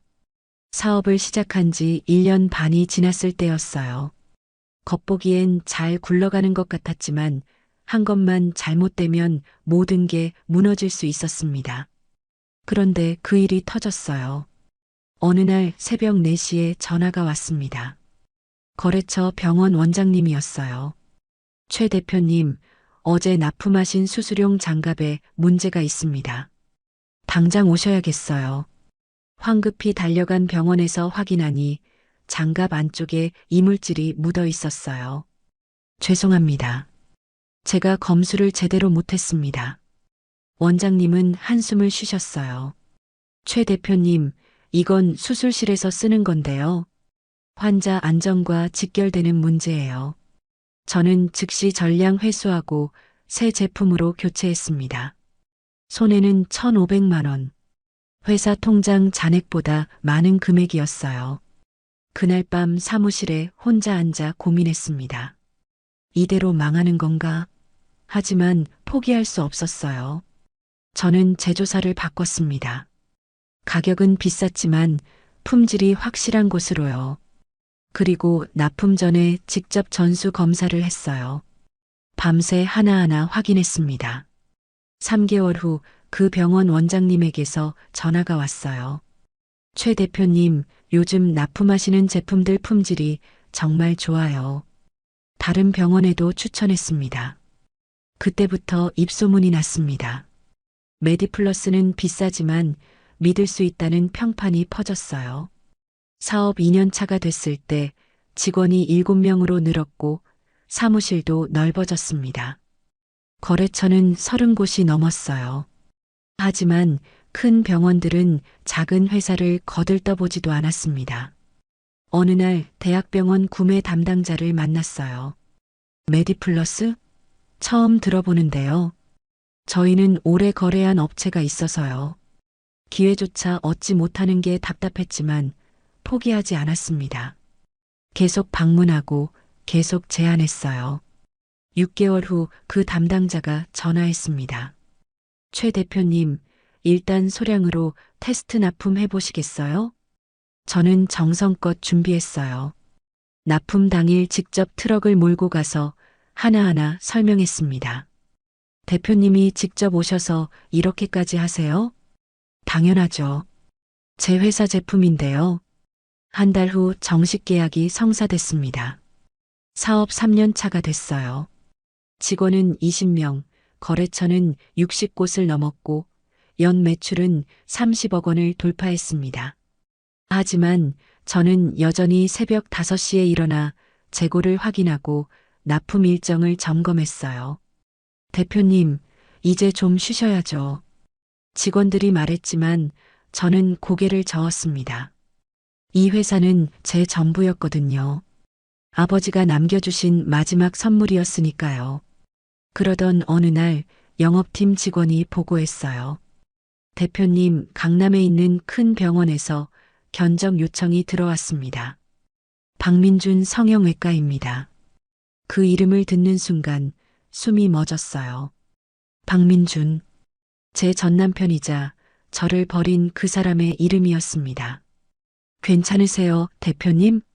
저는 침착하게 대답했어요. 아니, 괜찮아. 견적서 보내줘. 그날 저는 인터넷으로 박민준 성형외과를 검색했습니다. 화면에 민준 씨와 시어머니가 환하게 웃으며 서 있는 개원 사진이 떴어요. 기사를 읽었습니다. 명문 의대 출신 박민준 원장, 강남에 프리미엄 성형외과 오픈. 투자자로 나선 박 원장의 모친, 20억 원 투자. 제가 시댁에 바쳤던 7천만 원이 떠올랐습니다. 그 돈이 결국 이 병원을 여는 데 쓰인 거였죠. 가슴이 답답했지만 동시에 이상한 감정이 들었어요. 복수가 아니라 그저 보여주고 싶었습니다. 당신들이 버린 최지연이 어떤 사람이 됐는지를요. 일주일 후 박민준 성형외과에서 미팅을 하자는 연락이 왔어요. 내가 직접 가볼게. 미팅 날짜는 화요일 오후 2시였습니다. 그날 아침 저는 네이비 정장을 골랐어요. 거울을 보니 7년 전의 제가 아니었습니다. 눈빛이 달랐어요. 누군가를 의지하는 눈이 아니라 스스로 서 있는 사람의 눈이었습니다. 병원에 도착했어요. 화려한 대리석 바닥과 샹들리에가 눈에 들어왔습니다. 메디플러스 최지연입니다. 잠시만 기다려주세요. 소파에 앉아 기다리는 동안 심장이 빠르게 뛰었어요. 7년 만에 그를 만나게 되는 겁니다. 메디플러스 대표님, 이쪽으로 오세요. 저는 천천히 상담실로 들어갔어요. 그리고 그곳에서 그를 봤습니다. 박민준. 7년 전보다 나이 들어 보였지만 여전히 그는 박민준이었어요. 그는 서류를 보다가 고개를 들었습니다. 어서 오세요. 제가 박민준 원장입니다. 그의 말이 멎었어요. 저와 눈이 마주친 순간 얼굴이 하얗게 변했습니다. 지연? 저는 침착하게 명함을 내밀었어요. 안녕하세요. 메디플러스 대표이사 최지연입니다. 그의 손이 떨렸습니다. 아니, 대표님이. 어떻게? 저는 차분하게 의자에 앉았어요. 앉으시죠, 원장님. 비즈니스 이야기를 해야죠. 민준 씨는 멍한 표정으로 저를 바라봤습니다. 그때 회의실 문 밖에서 목소리가 들렸어요. 민준아, 미팅 잘 되고 있니? 시어머니였습니다. 문이 열리고 그분이 들어왔어요. 저를 보는 순간 표정이 굳어졌습니다. 지연? 저는 일어나서 정중하게 인사했어요. 안녕하세요. 메디플러스 대표이사 최지연입니다. 시어머니의 얼굴에서 온갖 감정이 스쳐 지나갔습니다. 놀람, 당황, 그리고 두려움까지요. 7년 만에 재회였습니다. 하지만 이번엔 제가 바닥에 무릎 꿇은 며느리가 아니었어요. 저는 제 이름으로, 제 힘으로 이 자리에 서 있었습니다. 시어머니는 입술을 떨며 물었어요. 내가 어떻게? 저는 담담하게 대답했습니다. 일하면서 살았습니다. 어머니께서 가르쳐 주셨잖아요. 며느리는 일을 해야 한다고요. 그 말에 시어머니는 아무 대꾸도 하지 못했어요. 저는 가방에서 견적서를 꺼냈습니다. 자, 그럼 비즈니스 이야기를 시작할까요? 저희 메디플러스는 의료업계에서 신뢰도 1위 기업입니다. 품질은 보장합니다. 민준 씨와 시어머니는 서로를 쳐다보기만 했어요. 저는 계속 말을 이었습니다. 다만 저희는 가격이 좀 비싼 편입니다. 왜냐하면 모든 제품을 전수 검사하고 어급 제품만 납품하거든요. 환자 안전이 최우선이니까요. 시어머니가 겨우 입을 열었어요. 지연아. 아니, 최 대표님. 우리가. 저는 손을 들어 말을 끊었습니다. 어머님, 지금은 비즈니스 시간입니다. 개인적인 이야기는 나중에 하시죠. 그 말에 시어머니는 입을 다물었어요. 저는 서류를 테이블 위에 놓으며 말했습니다. 검토하시고 연락 주세요. 저희는 좋은 병원과 거래하고 싶습니다. 일어서서 인사를 하고 문을 향해 걸었어요. 뒤돌아보지 않았습니다. 병원을 나오는 순간 가슴이 뛰었어요. 떨림이 아니라 벅참이었습니다. 아버지, 당신의 손이 제 등에 남아 있어요. 그 손길이 저를 여기까지 데려왔습니다. 가난한 집딸이었던 최지연은 이제 당당한 사업가가 되었습니다. 그리고 이건 시작에 불과했어요. 진짜 이야기는 이제부터였으니까요. 세상에는 두 가지 복수가 있습니다. 직접 무너뜨리는 복수와 스스로 무너지는 걸 지켜보는 복수요. 박민준 성형외과와의 미팅 이후 3개월이 지났어요. 그들은 결국 저희 회사와 계약하지 않았습니다. 이유는 간단했어요. 가격이 비싸다는 거였죠. 솔직히 아쉽지 않았습니다. 오히려 다행이라고 생각했어요. 그런데 어느 날 아침이었어요. 출근해서 뉴스를 켜는데 익숙한 병원 이름이 화면에 떴습니다. 강남 박민준 성형외과 횡령 의혹으로 검찰 조사. 저는 화면을 뚫어지게 바라봤어요. 리포터의 목소리가 들렸습니다. 강남에 위치한 박민준 성형외과가 대규모 횡령 의혹에 휘말렸습니다. 병원 공동 운영자인 강서연 원장이 5억 원 상당의 병원 운영 자금을 빼돌린 것으로 드러났습니다. 강서연. 그 이름을 들은 순간 모든 게 연결됐어요. 민준 씨가 동업하겠다고 했던 그 상류층 여의사. 시어머니가 며느리로 원했던 재벌가 딸. 바로 그 사람이었습니다. 화면엔 수갑을 찬 강서연이 검찰청으로 들어가는 모습이 나왔어요. 예전 사진에서 보던 우아한 모습은 온데간데 없었습니다. 리포터가 계속 설명했어요. 강 원장은 병원 운영 자금을 개인 명의로 빼돌려 해외 부동산에 투자한 것으로 밝혀졌습니다. 이로 인해 박민준 성형외과는 직원 월급도 지급하지 못하는 상황에 이르렀습니다. 저는 휴대폰을 꺼내 관련 기사를 검색했어요. 기사는 수십 개가 쏟아져 나왔습니다. 명문가 딸 강서연 횡령 혐의로 구속. 박민준 원장 피해자인가 공모자인가. 강남 성형외과 부도 위기 직면. 댓글란을 내려보니 온갖 비난이 쏟아지고 있었어요. 그 중에서 한 댓글이 눈에 들어왔습니다. 박민준 원장 어머니도 20억 투자했다던데 다 날린 거 아니야? 그 말을 읽는 순간 묘한 감정이 들었어요. 통쾌함일까요? 아니면 허무함일까요? 잘 모르겠었습니다. 며칠 후 업계에서 소문이 돌기 시작했어요. 박민준 성형외과가 인수자를 찾고 있다는 거였습니다. 직원들이 회의실에서 이야기했어요. 대표님, 박민준 성형외과 아시죠? 거기 완전히 망했대요. 어떻게 망했는데? 공동 원장이 돈을 다 빼돌렸대요. 지금 부도 직전이래요. 병원 문 닫을 판이라던데. 저는 차분하게 물었습니다. 그래, 인수 희망자는 있어? 글쎄요. 이미지가 너무 나빠져서 아무도 안 하려고 한대요. 회의가 끝나고 저는 혼자 사무실에 남았어요. 창밖을 바라보며 생각했습니다. 이게 기회일까요? 아니면 제가 손 떼면 안 되는 일일까요? 그날 밤 저는 박민준 성형외과의 재무 상태를 조사했어요. 놀라운 사실을 발견했습니다. 횡령만 아니었다면 이 병원은 잘 될 수 있었어요. 위치도 좋고 시설도 괜찮았습니다. 다만 경영이 엉망이었을 뿐이었죠. 만약 제가 인수해서 제대로 운영한다면? 그 생각이 머릿속을 떠나지 않았습니다. 일주일 후 저는 결정을 내렸어요. 전무에게 말했습니다. 박민준 성형외과 인수를 검토해 봅시다. 전무는 깜짝 놀란 표정이었어요. 대표님, 진심이세요? 저기 완전히 망한 곳인데요. 그래서 기회죠. 싸게 인수할 수 있잖아요.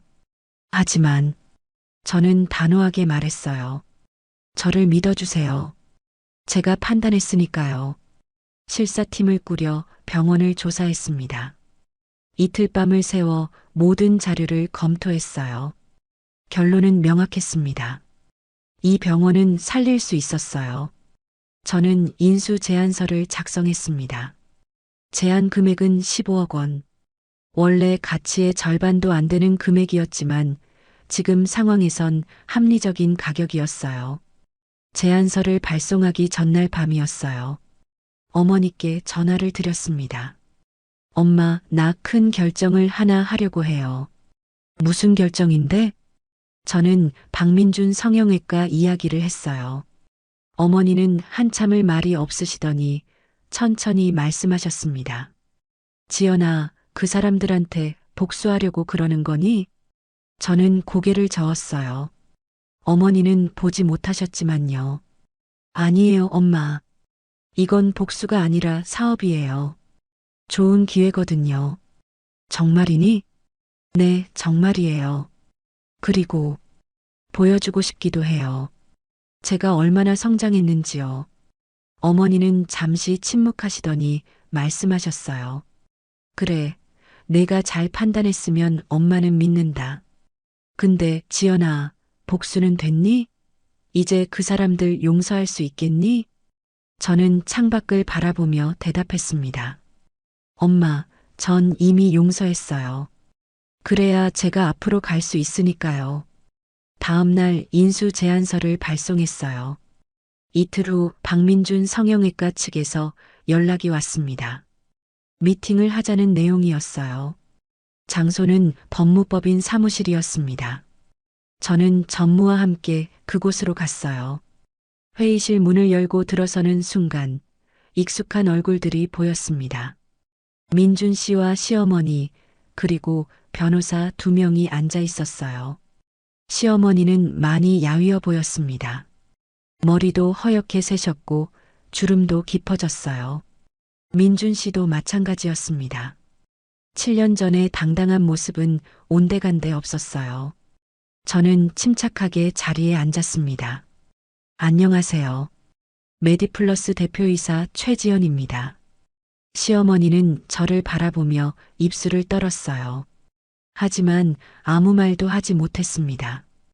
변호사가 먼저 입을 열었어요. 최 대표님, 제안서 잘 받았습니다. 다만 금액이 좀. 저는 손을 들어 말을 끊었어요. 금액은 적정합니다. 현재 부채 규모와 브랜드 이미지 실추를 고려하면 오히려 높은 편이죠. 변호사는 할 말을 잃은 표정이었어요. 저는 서류를 꺼내며 설명했습니다. 저희가 실사한 결과 이 병원은 경영만 제대로 하면 회생 가능합니다. 직원들도 그대로 고용할 계획이고요. 민준 씨가 처음으로 입을 열었어요. 지연아, 아니, 최 대표님, 우리가. 저는 그를 똑바로 쳐다봤습니다. 박 원장님, 지금은 비즈니스 자리입니다. 개인적인 이야기는 나중에 하시죠. 민준 씨는 고개를 떨구었어요. 그때 시어머니가 떨리는 목소리로 말했습니다. 최 대표님, 제가 한 가지만 물어도 될까요? 말씀하세요. 우리 병원을 인수하시는 이유가 뭡니까? 혹시 복수하시려고? 저는 잠시 침묵했어요. 그리고 천천히 대답했습니다. 어머님, 복수라고 생각하신다면 그건 어머님 마음입니다. 저는 그저 좋은 기회를 잡는 것뿐이에요. 시어머니의 눈에 눈물이 맺혔어요. 그토록 원하시던 재벌가 며느리, 지금 감옥에 있죠? 강서연 씨 말입니다. 그 말에 시어머니는 고개를 떨구었어요. 저는 계속 말을 이었습니다. 저는 어머님께 인정받지 못한 가난한 집 딸이었습니다. 하지만 지금 제가 어머님 병원을 살릴 수 있는 유일한 사람이에요. 아이러니하죠? 회의실이 조용해졌습니다. 변호사가 조심스럽게 물었어요. 그럼 인수 조건은 어떻게 되나요? 저는 서류를 내밀었습니다. 여기 있습니다. 직원 전원 고용 유지, 환자 치료 연속성 보장, 그리고 원장님 두 분께는 명예 고문 자리를 드리겠습니다. 명예 고문이요? 네. 경영권은 없지만 병원에 남아 계실 수 있어요. 물론 월급도 드립니다. 민준 씨가 놀란 표정으로 물었어요. 왜 그렇게까지 하는 거야? 우리한테 복수하고 싶지 않아? 저는 그를 똑바로 바라봤습니다. 박 원장님, 복수는 제가 여기 앉아 있는 것만으로도 충분해요. 그 이상은 필요 없습니다. 시어머니가 울먹이며 말했어요. 지연아, 미안하다. 정말 미안해. 저는 그 사람을 바라봤습니다. 7년 전 저를 짓밟던 그 오만한 시어머니는 없었어요. 그저 늙고 지친 할머니만 남아 있었습니다. 어머님, 사과는 받지 않겠습니다. 대신 이 계약을 성사시키죠. 그게 서로에게 이익이니까요. 일주일 후 계약이 체결됐어요. 박민준 성형외과는 메디플러스 산하로 들어왔습니다. 언론에서는 난리가 났어요. 신데렐라 스토리, 메디플러스 최지연 대표의 반전 인생, 가난한 집딸에서 천억 기업 대표로 최지연의 성공 신화, 전시댁 병원 인수한 최지연 대표 화제. 기자들이 인터뷰를 요청했지만 모두 거절했어요. 저는 조용히 일했습니다. 병원을 정상화하고 직원들을 안심시키고 환자들을 돌봤어요. 3개월 후 병원은 안정을 찾았습니다. 그날 저는 병원 옥상에 올라갔어요. 서울 야경이 한눈에 들어왔습니다. 휴대폰을 꺼내 아버지 사진을 봤어요. 아버지, 저 잘하고 있죠? 결국 우리 이름이 사람을 살립니다. 아버지가 말씀하셨죠. 가난은 잠시지만 포기하면 영원하다고요. 저는 포기하지 않았어요. 그래서 여기까지 왔습니다. 무릎 꿇는 사람을 보면 그 사람의 인생이 보입니다. 병원 인수 후 2달이 지났을 때였어요. 그날은 유난히 비가 많이 내렸습니다. 사무실 창밖으로 빗줄기가 거칠게 쏟아지고 있었어요. 오후 5시쯤 비서가 내선 전화를 했습니다. 대표님, 방문객이 계신데요. 예약은 없으신 분입니다. 누군데? 박민준 원장의 어머니분이라고 하시는데요. 그 말을 듣는 순간 저는 펜을 놓았어요. 시어머니가 저를 찾아온 겁니다. 들어오라고 해. 잠시 후 문이 열렸어요. 비에 흠뻑 젖은 시어머니가 들어왔습니다. 우산도 없이 오신 모양이었어요. 머리카락에서 물이 뚝뚝 떨어지고 있었습니다. 7년 전 그분의 모습이 떠올랐어요. 우아한 한복 차림에 진주 목걸이를 하고 저를 내려다보던 그 모습이요. 하지만 지금 제 앞에 선 시어머니는 완전히 달랐습니다. 낡은 코트에 굽다른 구두, 화장기 없는 얼굴엔 주름이 깊게 패여 있었어요. 저는 천천히 일어났습니다. 어서 앉으세요. 시어머니는 소파에 앉지 않았어요. 그저 제 앞에 서서 저를 바라봤습니다. 지연아. 그 목소리가 떨리고 있었어요. 저는 책상에 기대어 서서 그분을 바라봤습니다. 무슨 일로 오셨어요? 시어머니는 입술을 떨며 말을 이었어요. 나, 너한테 사과하러 왔어. 저는 아무 대답도 하지 않았어요. 시어머니는 계속 말했습니다. 내가 잘못했어. 정말 잘못했어. 내가 얼마나 힘들었을지. 이제야 알겠더라. 그 말을 듣는 순간 7년 전이 떠올랐어요. 새벽부터 밤까지 일하던 제 모습이요. 시댁 청소를 하며 땀을 흘리던 날들이요. 명절에 부엌에서 혼자 울던 그 순간들이요. 저는 담담하게 물었습니다. 무엇이 잘못이었는지 아세요? 시어머니는 고개를 떨구었어요. 다 잘못했어. 너를 무시한 것, 너희 부모님을 깔본 것, 너한테서 돈을 빼앗은 것, 전부 다. 저는 창밖을 바라봤습니다. 비가 여전히 거세게 내리고 있었어요. 그때 왜 그러셨어요? 시어머니는 한참을 말이 없다가 떨리는 목소리로 대답했습니다. 체면 때문이었어. 우리 집안 체면, 주변 사람들 시선. 그게 전부였어. 하지만 그게 다 헛된 거였어. 헛되다는 걸 언제 아셨어요? 시어머니의 눈에서 눈물이 흘렀어요. 강서연이 우리 돈 다 가지고 도망갔을 때, 그때 알았어. 명문가 딸, 재벌 집안, 그런 거 다 소용없다는 걸. 사람 됨됨이가 중요하다는 걸. 저는 책상으로 돌아가 앉았습니다. 그래서 오늘 저한테 뭘 원하시는 건가요? 시어머니는 가방에서 낡은 봉투를 꺼냈어요.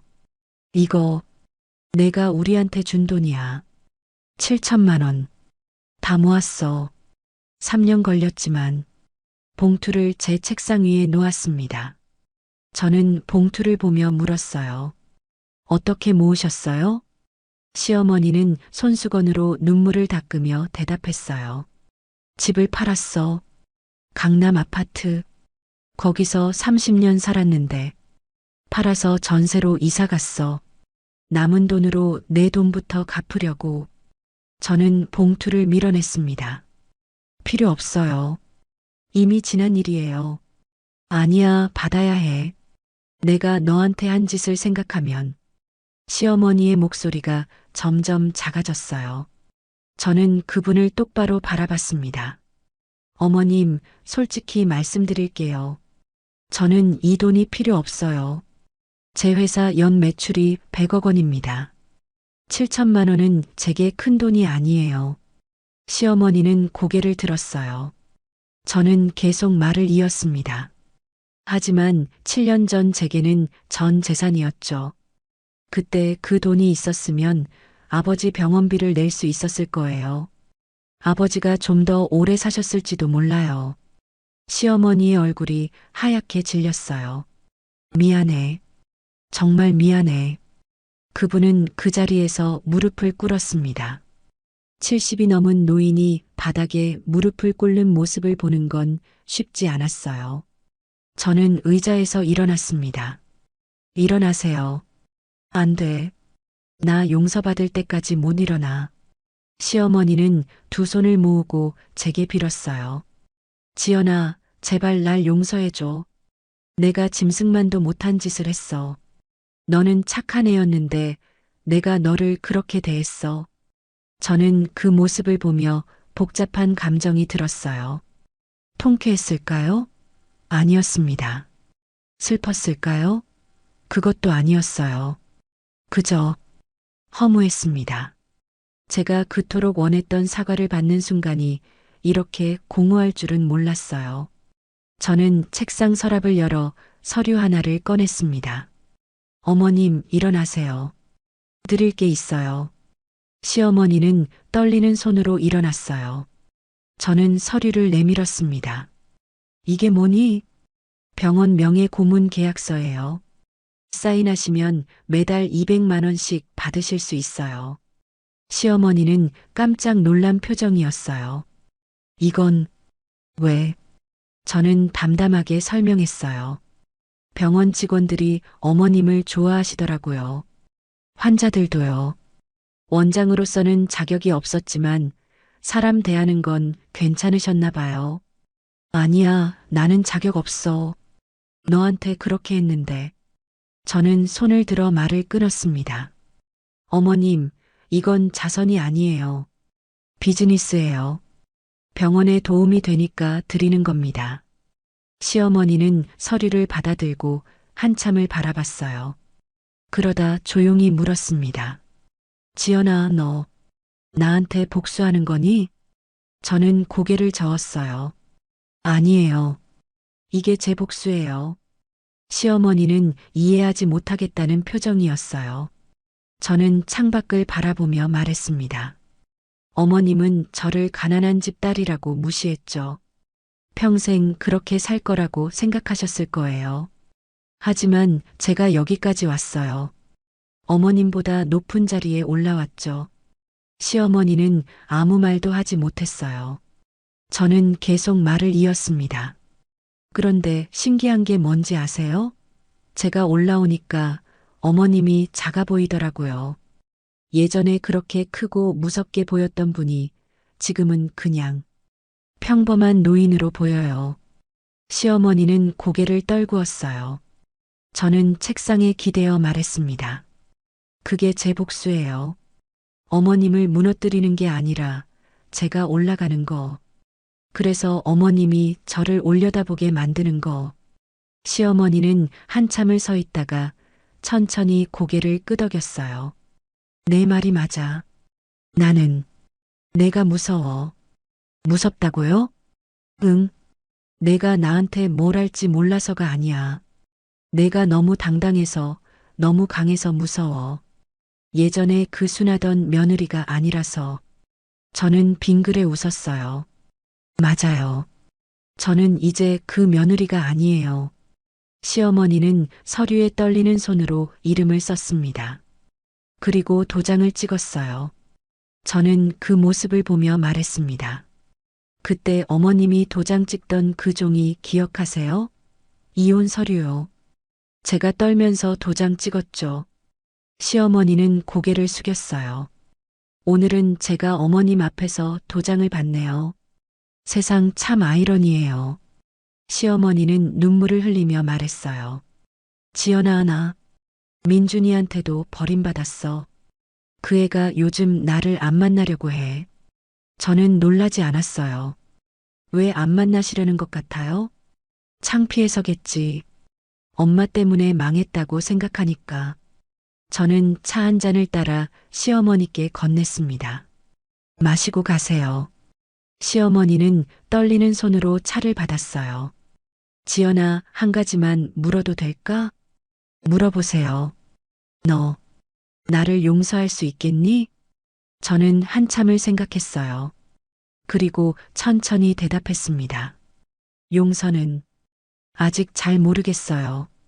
하지만 원망은 이제 안 해요. 원망하면 제가 앞으로 못 가거든요. 시어머니는 고개를 끄덕였어요. 그것만으로도 고마워.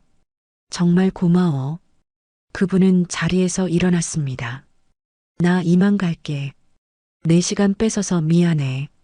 저는 그분을 문 앞까지 배웅했어요. 문을 열자 비가 좀 잦아들어 있었습니다. 시어머니는 복도를 걸어가다가 멈춰 섰어요. 그리고 뒤돌아봤습니다. 지연아, 내가 우리 며느리였던 게 우리 가문의 축복이었어. 그걸 이제야 알았어. 저는 아무 대답도 하지 않았어요. 시어머니는 고개를 숙이고 엘리베이터로 향했습니다. 엘리베이터 문이 닫히고 복도가 조용해졌어요. 저는 사무실로 돌아와 창가에 섰습니다. 빗속을 걸어가는 시어머니의 뒷모습이 보였어요. 작고 외로워 보였습니다. 제 가슴 한편이 아팠습니다.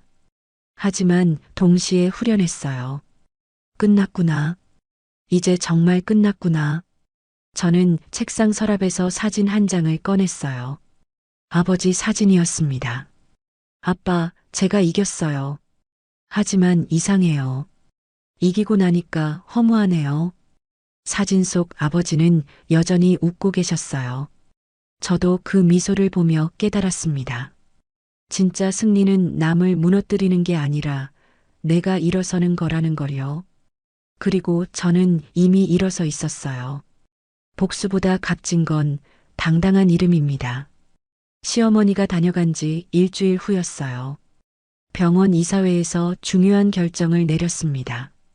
기자회견을 열기로 한 거예요. 그동안 쌓인 오해를 풀고 새로운 출발을 알리는 자리였습니다. 전무가 물었어요. 대표님, 기자회견에서 뭐라고 말씀하실 건가요? 저는 창밖을 바라보며 대답했습니다. 진실을 말할 거예요. 제 이야기를요. 기자회견 날이 다가왔어요. 그날 아침 저는 옷장 앞에 한참을 섰습니다. 무엇을 입어야 할까요? 고민 끝에 흰색 블라우스와 검정 정장을 골랐어요. 단정하고 깔끔한 옷이었습니다. 거울을 보니 10년 전에 제가 떠올랐어요. 민준 씨 부모님을 처음 만나던 날 떨리는 손으로 옷을 골랐던 그 시간이요. 하지만 지금은 달랐습니다. 손이 떨리지 않았어요. 마음도 편안했습니다. 기자회견장에 도착했을 때 기자들이 이미 가득 차 있었어요. 카메라 플래시가 터졌고 마이크가 제 앞에 놓였습니다. 저는 단상에 올라 기자들을 바라봤어요. 안녕하세요. 메디플러스 대표이사 최지연입니다. 제 목소리는 또렷했습니다. 오늘 이 자리는 박민준 성형외과의 새로운 출발을 알리기 위해 마련했습니다. 기자들이 메모를 하기 시작했어요. 저는 준비한 원고를 보지 않고 말했습니다. 많은 분들이 궁금해하실 겁니다. 왜 제가 이 병원을 인수했는지요. 그리고 제가 누구인지요. 기자회견장이 조용해졌습니다. 저는 천천히 말을 이었어요. 저는 10년 전 이 병원 전 원장의 며느리였습니다. 기자들 사이에서 웅성거림이 일었어요. 가난한 집에서 태어났고 부모님은 공장에서 일하셨습니다. 저는 그런 부모님이 자랑스러웠어요. 제 목소리가 떨렸지만 계속 말했습니다. 하지만 시댁에서는 그렇게 생각하지 않으셨습니다. 저를 가난한 집 딸이라고 무시했고 결국 쫓아냈습니다. 한 기자가 손을 들었어요. 그런데 왜 그 병원을 인수하신 겁니까? 복수하려고요? 저는 고개를 저었습니다. 아니요. 복수가 아니라 증명이었습니다. 증명이요? 네. 가난한 집 딸도 자신의 이름으로 설 수 있다는 것을요. 기자회견장이 다시 조용해졌어요. 저는 계속 말을 이었습니다. 가난했던 제 부모는 저에게 부끄러움을 남기지 않았습니다. 오히려 정직과 성실을 가르쳐 주셨어요. 하지만 누군가는 돈이 많으면서도 품격을 잃었습니다. 그 말에 기자들이 고개를 끄덕였어요. 진짜 품격은 재산이 아니라 사람됨에서 나옵니다. 그걸 저는 10년 동안 배웠어요. 다른 기자가 물었습니다. 그럼 전 시어머니와는 어떻게 지내시나요? 저는 잠시 생각했어요. 용서했냐고 물으신다면 아직 모르겠습니다. 하지만 원망은 이제 하지 않아요. 원망하면 제가 앞으로 갈 수 없으니까요. 기자회견이 끝난 후 저는 병원으로 갔습니다. 복도를 걷는데 직원들이 인사했어요. 대표님, 고생하셨어요. 아니에요. 당연한 일이었어요. 병원 로비에는 환자들이 앉아 계셨어요. 노부부가 손을 잡고 진료를 기다리고 있었습니다. 그 모습을 보니 부모님이 생각났어요. 아버지와 어머니도 저렇게 손잡고 다니셨을 텐데. 원장실에 들어가니 책상 위에 편지 한 통이 놓여 있었어요. 시어머니가 보낸 편지였습니다. 봉투를 열어 읽었어요. 지연아, 기자회견 봤어. 내가 한 말 하나하나가 내 가슴에 꽂혔어. 너 말이 맞아. 난 돈은 많았지만 품격은 없었어. 이제야 그걸 알았어. 너한테 진심으로 고마워. 나를 용서하지 않아도 괜찮아. 그냥 내가 행복했으면 좋겠어. 항상 미안하고 고마워. 어머니가. 저는 편지를 접어 서랍에 넣었습니다. 그리고 창밖을 바라봤어요. 날씨가 참 좋았습니다. 일주일 후 병원은 완전히 안정을 찾았어요. 환자 수도 늘었고 직원들 표정도 밝아졌습니다. 횡령 사건의 상처가 조금씩 아물고 있었어요. 어느 토요일 오후였습니다. 저는 병원 옥상에 올라갔어요. 서울 전경이 한눈에 보였습니다. 저 멀리 성북구가 보였어요. 제가 자란 동네였습니다. 휴대폰을 꺼내 어머니께 전화를 걸었습니다. 엄마, 뭐 하세요? 응, 집에서 TV 보고 있어. 너 오늘 회사 안 가니? 지금 병원 옥상이에요. 날씨가 좋아서 올라왔어요. 어머니는 잠시 말이 없으시더니 조용히 물으셨어요. 지연아, 너 행복하니? 저는 그 질문에 한참을 생각했어요. 행복한가요? 돈도 많이 벌었고 회사도 잘 되고 있고 복수도 했는데요. 그런데 이상했어요. 행복하다고 바로 대답이 나오지 않았습니다. 엄마, 저는요. 만족해요. 제가 여기까지 온 게 뿌듯해요. 행복은 아직 찾는 중인 것 같아요.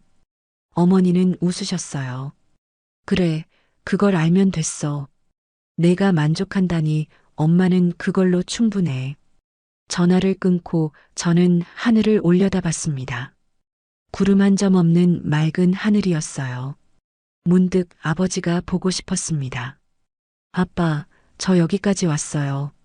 목소리가 떨렸어요. 아빠가 남겨주신 그 돈으로 사업을 시작했어요. 수없이 넘어지고 울고 포기하고 싶었지만 참았어요. 바람이 불어왔습니다. 왜냐하면 아빠가 말씀하셨잖아요. 가난은 잠시지만 포기하면 영원하다고요. 눈물이 흘렀어요. 저는 포기하지 않았어요. 그래서 여기까지 왔습니다. 하늘을 보며 웃었어요. 아빠, 결국 우리 이름이 사람을 살립니다. 아빠 말씀이 맞았어요. 그때 옥상 문이 열렸어요. 직원이 얼굴을 내밀었습니다. 대표님, 환자분이 대표님 찾으세요. 감사 인사드리고 싶대요. 저는 눈물을 닦고 웃으며 대답했어요. 지금 갈게요. 계단을 내려가며 생각했습니다. 이게 제 행복일지도 모르겠어요. 누군가를 도울 수 있다는 것, 제 이름으로 당당히 설 수 있다는 것, 그리고 아버지를 자랑스럽게 해드릴 수 있다는 것이요. 1층 로비에 내려가니 할머니 한 분이 기다리고 계셨어요. 대표님이세요? 네, 그런데요. 할머니는 제 손을 잡았습니다. 우리 손자가 여기서 수술받고 완전히 나았어요. 정말 감사해요. 저는 할머니 손을 꼭 잡았어요. 아니에요. 저희가 해야 할 일을 한 것뿐이에요. 할머니는 눈물을 닦으며 말했어요. 세상에 이런 병원도 있구나 싶었어요. 돈만 밝히지 않고 환자를 진심으로 대하는 곳이요. 그 말을 듣는 순간 가슴이 따뜻해졌어요. 이게 제가 원했던 거였구나 싶었습니다. 그날 밤 집으로 돌아와 거울 앞에 섰어요. 거울 속 제 얼굴은 10년 전과 완전히 달랐습니다. 주름이 몇 개 생겼지만 눈빛은 더 맑아졌어요. 자신감도 생겼고 당당함도 생겼습니다. 하지만 무엇보다 달라진 건 제 마음이었어요. 예전엔 누군가에게 인정받고 싶었습니다. 시어머니에게, 남편에게, 세상에게요. 하지만 지금은 달랐어요. 저 자신이 저를 인정했습니다. 책상 서랍에서 오래된 사진 한 장을 꺼냈어요. 결혼식 날 찍은 사진이었습니다. 웨딩드레스를 입은 제가 웃고 있었어요. 그 웃음은 진짜가 아니었습니다. 불안과 걱정이 숨어 있었죠. 저는 그 사진을 천천히 찢었어요. 과거와의 작별이었습니다. 그리고 새 사진을 액자에 넣었어요. 기자회견 날 찍은 제 사진이었습니다. 당당하게 서 있는 제 모습이 자랑스러웠어요. 핸드폰에 문자가 왔습니다. 어머니였어요. 지연아, 엄마 자랑스럽다. 내 아버지도 분명 하늘에서 웃고 계실 거야. 저는 답장을 보냈습니다. 엄마 사랑해요. 그리고 고마워요. 엄마가 있어서 제가 포기하지 않았어요. 창밖을 보니 별이 빛나고 있었어요. 저는 그 별을 보며 속삭였습니다. 아빠, 제가 해냈어요. 가난한 집딸이었던 제가 이제는 당당한 사업가가 됐어요. 여러분도 궁금하시죠? 저처럼 힘든 시간을 겪고 계신 분들도 있을 거예요. 제가 하고 싶은 말은 이거예요. 포기하지 마세요. 지금은 힘들어도 견디면 반드시 봄이 옵니다. 그리고 기억하세요. 진짜 품격은 돈이 아니라 사람됨에서 나온다는 것을요. 저는 그걸 배우는데 10년이 걸렸습니다. 하지만 후회하지 않아요. 그 10년이 저를 지금의 최지연으로 만들었으니까요. 별빛이 창문을 통해 들어왔어요. 그 빛 속에서 저는 아버지 얼굴이 보이는 것 같았습니다. 웃고 계셨어요. 저도 웃었습니다. 그리고 잠자리에 들었어요. 내일도 일해야 하니까요. 왜냐하면 저는 최지연이고 메디플러스 대표이사니까요. 가난한 집딸에서 시작했지만 이제는 제 이름으로 사람을 살리는 사람이니까요. 그것만으로도 충분히 아름다운 인생이었습니다.